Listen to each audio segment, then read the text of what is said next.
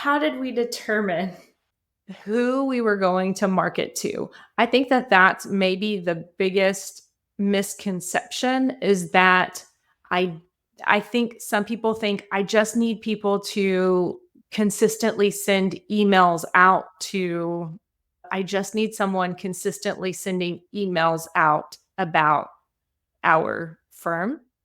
Um, some are I need someone to be like a social media manager and handle all of the social media so that people see us and have some awareness of who we are. Most of the time, people are not thinking about key aspects within their website as marketing. They are just thinking, I have a website, so that part's taken care of. I have it, somebody maintains it. That's good. Um, but something that's missed is who the marketing is going to. Like, who are you actually targeting and what services are you providing to them? And so uh, let's just talk through like where we started and then what we landed on to be able to turn on different types of marketing and sales efforts over the past however many years. Yeah, great point. So, we've kind of already laid the groundwork of like the timing of when we hit that inflection point. So it was 2017. It wasn't the business that we wanted. We had team members, we had clients on the bus. So from there, we hit that rock bottom.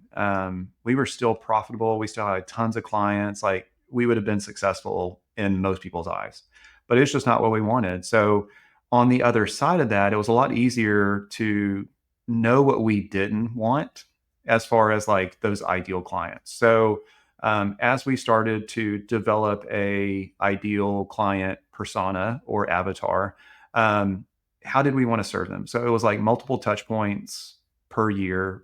So we wanted to turn on advisory, even though we didn't know what that was at that time. We wanted to have multiple conversations because what was frustrating is having these once a year conversations where you really couldn't help somebody and you really just were doing a compliance project and checking the box for them. You weren't providing much value. So that was one of it.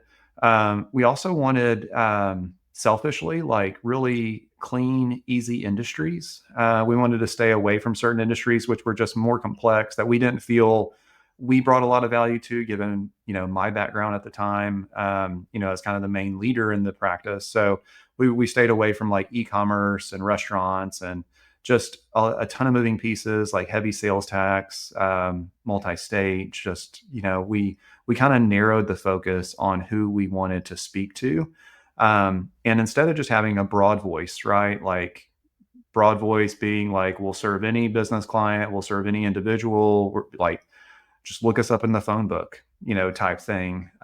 Remembering the days of old, we started to get really specific on industries that fell within like, hey, we can do a lot of good things with this industry.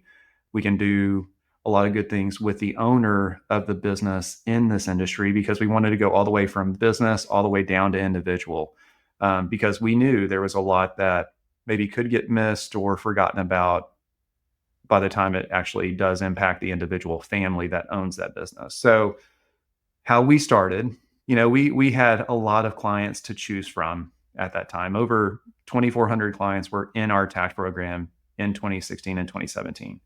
So it was easier for us to say these are the clients that we like to serve and these are the clients that we don't like to serve. And what we chose to do is based on the ones that we like to serve, just started talking to them and what they needed and how would we help them better off. And we already had, thankfully, some ideal clients that we were able to kind of use as an avatar.